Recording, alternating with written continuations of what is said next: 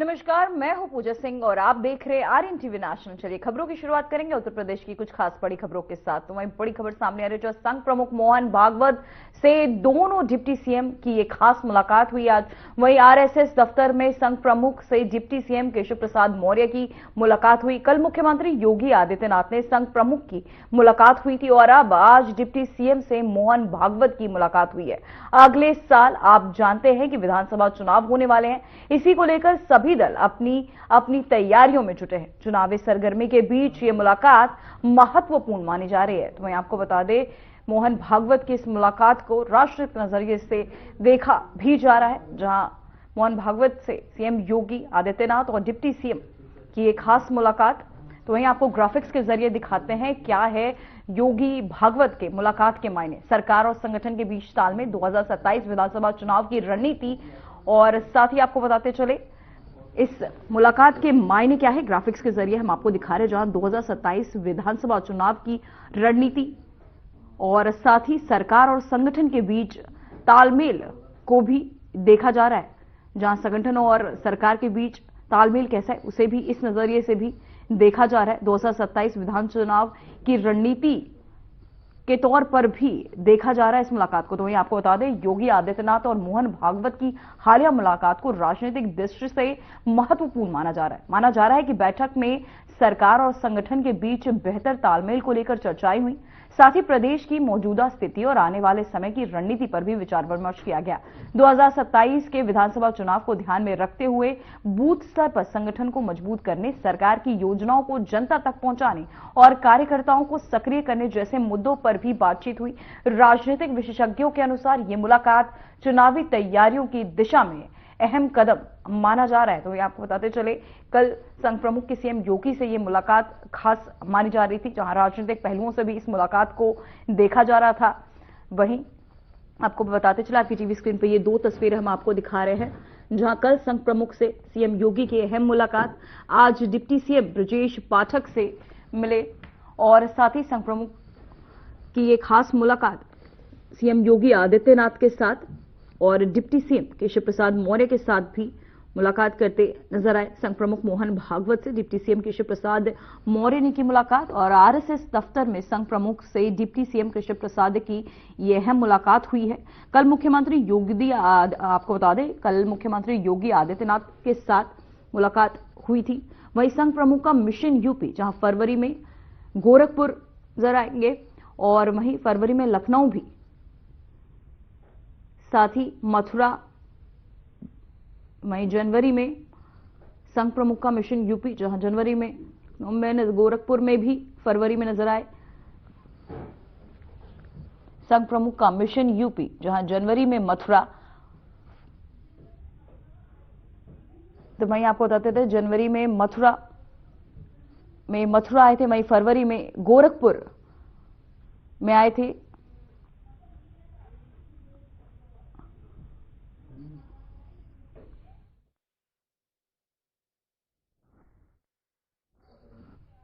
तो वहीं आपको बताते चले, हिंदुत्व को और मजबूत करने के लिए संघ प्रमुख का यह मिशन यूपी, जहां फरवरी में लखनऊ में नजर आए और जनवरी में मथुरा आए थे, जहां मिशन यूपी को लेकर संघ प्रमुख की ये तैयारियां जोरों पर है। जहां मिशन यूपी को लेकर लगातार यूपी में संघ प्रमुख का ये दौरा देखने को मिल रहा है, जहां फरवरी में लखनऊ पहुंचे। इसी खबर पर तमाम जानकारी के साथ हमारे संवाददाता अमन प्रधान जुड़ चुके हैं। अमन, मैं सबसे पहले जानना चाहूंगी, संघ प्रमुख मोहन भागवत से डिप्टी सीएम केशव प्रसाद मौर्य की मुलाकात को किस नजरिए से देखा जा रहा है? क्या ये सिर्फ शिष्टाचार भेंट है या इससे राजनीतिक मायने भी हैं? देखिए पूजा, जिस तरीके से बात की जाए, कल देर रात मुख्यमंत्री योगी आदित्यनाथ ने संघ प्रमुख मोहन भागवत से मुलाकात की थी और फिर आज इसके बाद दोनों डिप्टी सीएम ने सिलसिलेवार तरीके से मुलाकात की है आरएसएस चीफ मोहन भागवत से, जिसमें साफ तौर पर ये माना जा रहा है इसके तमाम सियासी जो मायने हैं वो लगाए जा रहे हैं, सियासी कयास लगाए जा रहे हैं। जिस तरीके से बात की जाए, उत्तर प्रदेश में 2027 का विधानसभा चुनाव होना है, उससे पहले कहीं ना कहीं जिस तरीके से बात कही जाती है कि जब भी भारतीय जनता पार्टी कोई भी चुनाव लड़ने जाती है उसमें सबसे बड़ा योगदान संगठन के साथ साथ संघ का भी एक बड़ा रोल होता है। तो उन सभी चीजों को और बेहतर करने के लिए कल अपनी जो स्ट्रेटेजी है वो मोहन भागवत के साथ मुख्यमंत्री योगी आदित्यनाथ ने शेयर की थी। और कहीं ना कहीं जिस तरीके से दोनों डिप्टी सीएम की बात की जाए, पहले जो ब्रजेश पाठक की अगर बात की जाए तो आज ब्रजेश पाठक ने अपने सरकारी आवास से जो बटुक ब्राह्मण हैं उनको सम्मानित किया है। और उससे पहले कुछ दिन पहले एक निजी कार्यक्रम में भी गए थे ब्रजेश पाठक, तो वहां पर भी जब अवधेश्वरानंद के सवालों का जिक्र हुआ तो उन्होंने इस चीज को ये स्पष्ट किया है कि जो बटुक ब्राह्मणों के साथ वो नहीं होना चाहिए, उनकी जो चोटी है वो नहीं खींचना चाहिए था। तो कहीं ना कहीं 2027 का विधानसभा चुनाव जितना नजदीक आ रहा, वही कहीं ना कहीं जो अंदर खाने से जो तमाम जो चीजें हैं वो कहीं ना कहीं निकल करके आ रही हैं कि दोनों डिप्टी सीएम और मुख्यमंत्री योगी आदित्यनाथ की साफ तौर पर जिस तरीके से बात की जाए तो कहीं ना कहीं एक जो चीजें हैं कहीं ना कहीं साफ नहीं हो रही हैं, जिसकी वजह से हो सकता हो 27 का जो चुनाव हो उसको बैलेंस करने के लिए लगातार संघ की अगर बात की जाए या संगठन की बात की जाए तो संगठन लगातार दोनों सरकार के बीच में एक लगातार सामंजस्य बना रहा है। जिस तरीके से क्योंकि कहीं ना कहीं जिस तरीके से 2024 से जब लोकसभा चुनाव उत्तर प्रदेश की अगर खास तौर पर बात की जाए तो जब 2024 में उत्तर प्रदेश की जो सीटों की अगर बात की जाए तो कहीं ना कहीं लगभग 35 से कम सीटें उत्तर प्रदेश में भारतीय जनता पाई थी।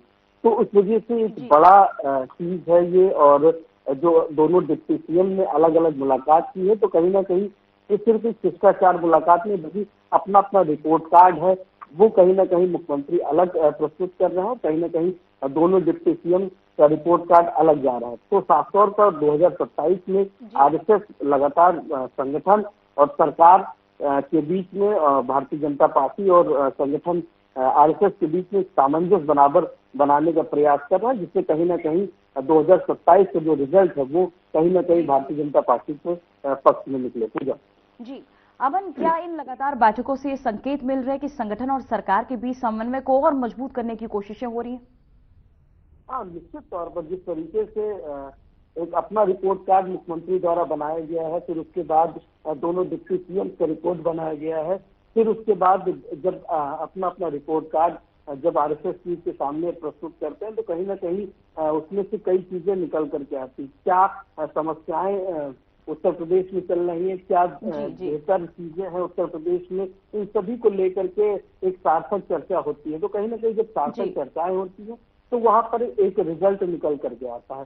तो जब बैठक हुई है, बैठकों के दौरान तमाम चीजें निकल करके आई, लेकिन साफ तौर पर अभी न मुख्यमंत्री की ओर से न आरएसएस चीफ की तरफ से न दोनों डिप्टी सीएम की तरफ से कोई भी आधिकारिक बयान नहीं आया है कि एक जो आरएसएस चीफ के साथ जो मुलाकात हुई है उस मुलाकात का मायने क्या है। तो कहीं ना कहीं सियासी तौर पर तमाम मायने लगाए जा रहे हैं, लेकिन कहीं ना कहीं आधिकारिक तौर से अगर बात कीजिए तो आधिकारिक तौर से किसी भी तरीके की कोई भी बयान किसी भी बड़े नेता की तरफ से दिखाई नहीं दे रहा। पूजा जी, अमन, केशव प्रसाद मौर्य को ओबीसी का चेहरा माना जाता है, क्या संघ के साथ उनकी बैठकों से कोई बड़ा राजनीतिक संदेश देने की कोशिश की जा रही है?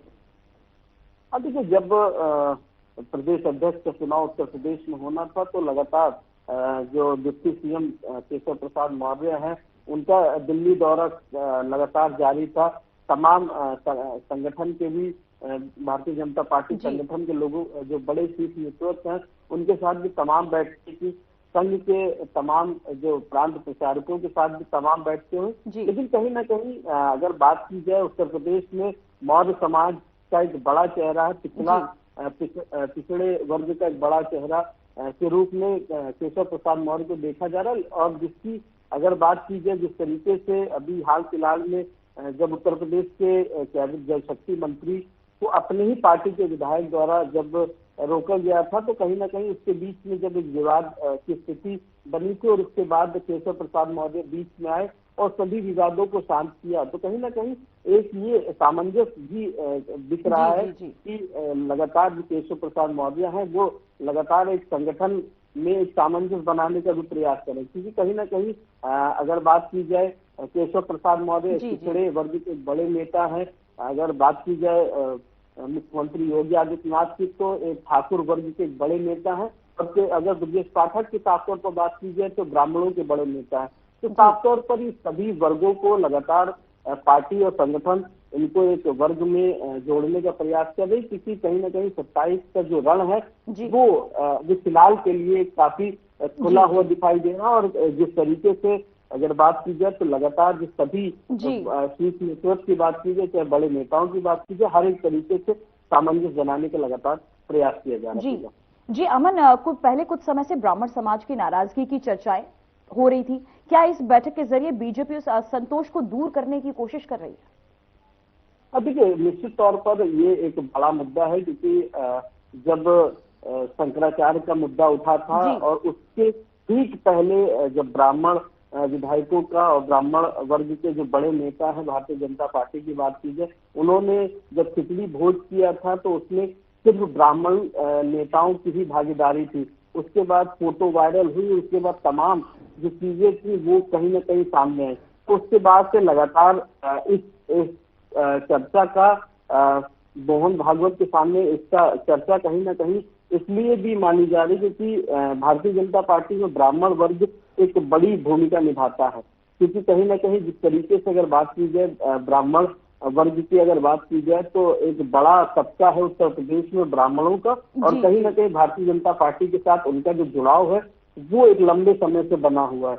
तो अगर ब्राह्मण का जो वर्ग है, ब्राह्मण वर्ग है, अगर वो कहीं ना कहीं भारतीय जनता पार्टी से रूठ गया तो कहीं ना कहीं 2027 की जो डगर है उससे कहीं ना कहीं सवालिया निशान खड़े हो सकते हैं। तो ये एक बड़ा सवाल है। और 2027 के चुनाव के लिए अगर बात जिस तरीके से करें तो 2027 के लिए ब्राह्मण वर्ग को भारतीय जनता पार्टी के साथ जोड़कर रखना, एक माला में पिरो कर रखना एक बड़ा सवाल है। और जिसकी साफ तौर पर जिसकी जो चर्चा है वो भी कहीं ना कहीं आरएसएस चीफ मोहन भागवत के साथ भी मुख्यमंत्री योगी की बात अगर किया जाए, चाहे ब्रजेश पाठक डिप्टी सीएम की बात की जाए, चाहे उप मुख्यमंत्री केशव प्रसाद मौर्य की बात की जाए, सभी लोगों ने इस जो एक पर्टिकुलर जो सब्जेक्ट है उससे कहीं ना कहीं बात विशेष कर की होगी। पूजा जी अमन, मुख्यमंत्री योगी आदित्यनाथ की हालिया मुलाकात के बाद अब डिप्टी सीएम के साथ की बैठक, क्या अलग अलग सामाजिक वर्गों को अलग संदेश देने की रणनीति है?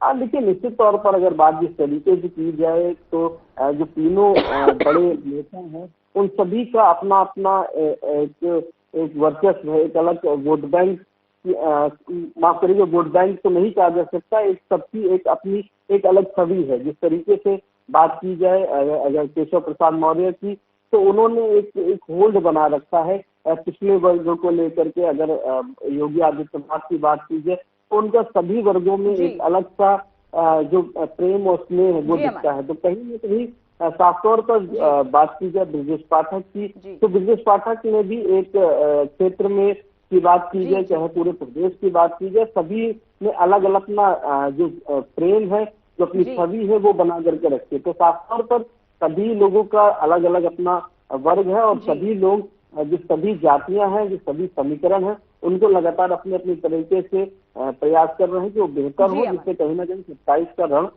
एकदम स्पष्ट हो जाए। जी अमन, आपका बहुत बहुत धन्यवाद इस खबर पर तमाम जानकारी के लिए।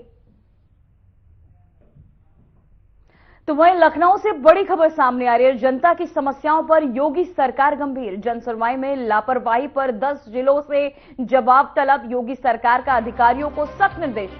अब हर शिकायत जन सुनवाई पोर्टल पर की जाएगी दर्ज। वहीं आपको बताते चले, उत्तर प्रदेश में जनता की शिकायतों के समाधान को लेकर सरकार ने सख्ती दिखाई है। मुख्यमंत्री योगी आदित्यनाथ के निर्देश पर जन सुनवाई में लापरवाही बरतने वाले 10 जिलों के अधिकारियों से जवाब मांगा गया। सरकार ने साफ कहा कि अब हर शिकायत को अनिवार्य रूप से जन सुनवाई पोर्टल पर दर्ज किया जाएगा और तय समय सीमा में उसका निस्तारण किया जाएगा। मुख्यमंत्री योगी ने अधिकारियों को चेतावनी दी है कि जनता की समस्याओं को हल्के में न ले। यदि किसी स्तर पर लापरवाही पाई गई तो संबंधित अधिकारियों के खिलाफ कड़ी कार्यवाही होगी। वहीं आपको बता दें, सरकार का उद्देश्य पारदर्शी और जवाबदेह प्रशासन सुनिश्चित करने का है। तो वहीं आपको बताते चले, लखनऊ से खबर सामने आ रही है जहां जनता की समस्याओं पर गंभीर होते नजर आए सीएम योगी आदित्यनाथ। वहीं आपको ग्राफिक्स के जरिए हम दिखा रहे हैं जनता के साथ सीएम योगी। जनता की समस्याओं पर गंभीर लापरवाही पर 10 जिलों से जवाब तलब किया है योगी सरकार का। अधिकारियों को निर्देश, हर शिकायत जन सुनवाई पोर्टल पर दर्ज होगी। जहां डीएम एसडीएम को आई शिकायत पोर्टल पर अब दर्ज की जाएगी। सीएम योगी खुद कर रहे हैं जन सुनवाई पोर्टल की मॉनिटरिंग। तो यहां आपको बताते चले जनता के साथ सीएम योगी खुद कर रहे हैं अब हर समस्या पर निगरानी बनाए हुए हैं। जनता की समस्याओं का समाधान करने के लिए संबंधित अधिकारियों को लगातार निर्देश भी दिए जा रहे हैं। जनता की समस्याओं का पर सरकार अब गंभीर होती जा रही है। लापरवाही पर 10 जिलों से जवाब तलब किया गया। योगी सरकार अधिकारियों को निर्देश भी दे रही है और साथ ही हर शिकायत जन सुनवाई पोर्टल पर दर्ज होगी। जनता की समस्याओं पर सरकार गंभीर, जहां लापरवाही पर 10 जिलों से जवाब भी तलब किया गया। तो वहीं आपको बता दें योगी सरकार का अधिकारियों को निर्देश, हर शिकायत जन सुनवाई पोर्टल पर अब दर्ज की जाएगी।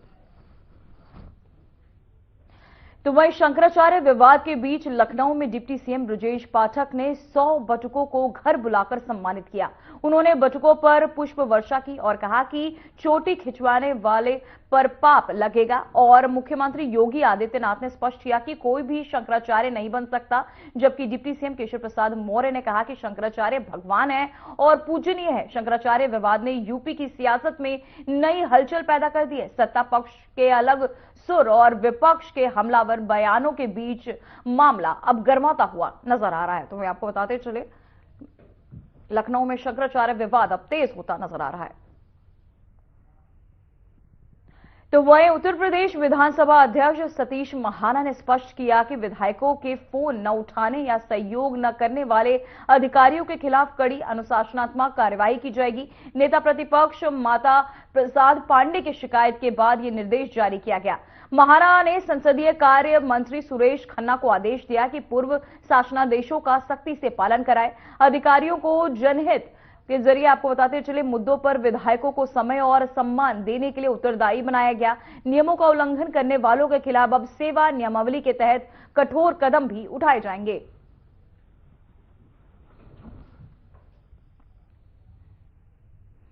तो वहीं उत्तर प्रदेश विधानसभा में बजट चर्चा के दौरान कैबिनेट मंत्री संजय निषाद और समाजवादी पार्टी के विधायकों के बीच झड़प हो गई।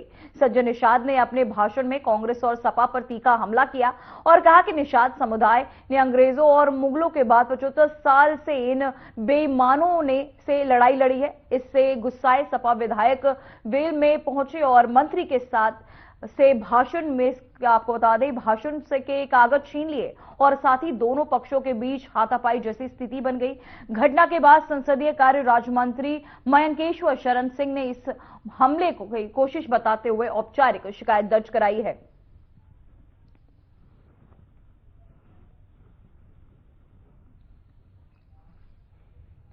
तो वहीं लखनऊ में उत्तर प्रदेश कांग्रेस अध्यक्ष अजय राय, नेता प्रमोद तिवारी ने पुलिस के कथित लाठीचार्ज के खिलाफ महात्मा गांधी की प्रतिमा पर सत्याग्रह किया। वहीं अजय राय ने बताया कि 17 तारीख को विधानसभा घेराव के दौरान उन्हें जिला अध्यक्षों और कांग्रेस कार्यकर्ताओं को पुलिस ने लाठियों से पीटा गया। वहीं उन्होंने इसे सरकार का विभत्स स्वरूप बताया और कहा कि तानाशाही तरीके से विपक्ष को दबाया जा रहा है। अजय राय ने निष्पक्ष जांच की मांग की और स्पष्ट किया कि कांग्रेस लोकतांत्रिक तरीके से अपनी आवाज जारी रखेगी और किसी दबाव से डरने वाली नहीं है। पूरे देश की जो सबसे महत्वपूर्ण योजना मनरेगा, जिससे आम आदमी अपना जीवन यापन करता था, गरीब आदमी रोज कुआं खोद के पानी पीना और गांव के अंदर अपना जीवन चलाता था, उस योजना को पूरी तरीके से, उस कानून को पूरी तरीके से सरकार खत्म करना चाह रही है। और उसमें जो पहले केंद्र का अंश था 90% 10% प्रदेश का था, उसको भी बदल दिया। और जो मनरेगा मजदूरों की मजदूरी लगभग 1 साल से बाकी है पूरे देश के लोगों की, उसको भी नहीं अभी तक दिया गया है। इन्हीं सब इश्यूज को लेकर शंकराचार्य का अपमान किया इन्होंने माता अहिल्याबाई होलकर की मूर्ति को तोड़ा, अनियोजित विकास के नाम पर तोड़फोड़ कर रहे हैं। बनारस में तोड़ डाला, दाल मंडी को तोड़ डाला, केजीएमसी में 600 साल पुरानी मजार है उसको हटाने के लिए नोटिस दिया हुआ है। ये सारी स्थितियों को देखते हुए हम सब लोगों ने 17 तारीख को विधानसभा का घेराव का कार्यक्रम रखा था शांतिपूर्ण तरीके से। उसमें कि प्रदेश सरकार के इशारे पर, योगी सरकार के इशारे पर हमारे कार्यकर्ताओं को, मुझे, हमारे सभी जिला अध्यक्ष को, शहर अध्यक्ष को, हमारे वरिष्ठ कार्यकर्ताओं को लाठियों से मारा गया और ऐसे बैरिकेडिंग लगा रखा है जिसमें भाले लगे हुए हैं, जिससे लोगों को भाले पैर में धंस गए, चोट लगी। निश्चित तौर से ये बहुत विभत्स स्वरूप है इस सरकार का। ये तानाशाह सरकार दबाना चाहती है हमें। जिस गोडसे के नक्शे कदम पर चल रहे हैं, आज उन्हीं गोडसे के द्वारा जिनकी हत्या की गई, हमारे महात्मा गांधी, जिन्होंने अंतिम समय में भगवान राम का हे राम करके अपने अंतिम उनकी सांसें रुकी, उनके समक्ष हम सब बैठकर आज उनसे प्रार्थना कर रहे हैं इस सद्बुद्धि दें और ये सरकार लोगों की रक्षा करे और मनरेगा की जो मजदूरी बाकी है वो दे और मनरेगा कानून जैसे हमारे समय था उस तरीके से लागू करे। तो वहीं सहारनपुर में मुस्लिम समुदाय के लिए पवित्र रमजान माह की शुरुआत हो गई। रमजान के पूरे महीने में रोजेदार अल्लाह की इबादत करते हैं और रोजा रखते हैं। वहीं मस्जिदों में नमाज और इबादत का सिलसिला तेज हो गया है। देवबंदी प्रसिद्ध आलिम कारी इशाहगा गौरक ने स्पष्ट कहा कि रोजा सिर्फ खाने पीने की चीज जानबूझकर लेने से टूटता है। नाखून काटना, हाथ मिलाना, गले मिलना या मेडिकल उपचार लेने से रोजा नहीं टूटता। उन्होंने रोजेदारों से अफवाहों पर ध्यान न देने और अपने धर्मगुरु से के मार्गदर्शन लेने की अपील की। देखिए, सबसे पहले तो अपने तमाम पूरे देशवासियों को हमारी तरफ से रमजान मुबारक की बहुत बहुत मुबारकबाद। रमजान का महीना जो है वो खुद की इस्लाह करने का महीना है, खुद को मांझने का महीना है, अपने गुनाहों की तौबा करने का महीना है। तो हमें विशेषकर जो रोजा रखते हैं उनको ये ध्यान रखना चाहिए कि कोई भी ऐसा कार्य ना करें जिससे उनका रोजा टूटे। उसमें बहुत सारे सवालात रहते हैं। बहुत से लोगों को लगता है कि वो अगर नाखून काटेंगे तो उनका रोजा टूट जाएगा, और उनको लगता है कि अगर वो बाल कटवाएंगे तो उनका रोजा टूट जाएगा, उनके अगर खून निकल जाता है उनका रोजा टूट जाएगा, वो अगर इंजेक्शन लगवाते। फिलहाल उत्तर प्रदेश की खबरों में इतना ही। देखते रहिए आरएन टीवी नेशनल। मुझे दीजिए इजाजत। नमस्कार।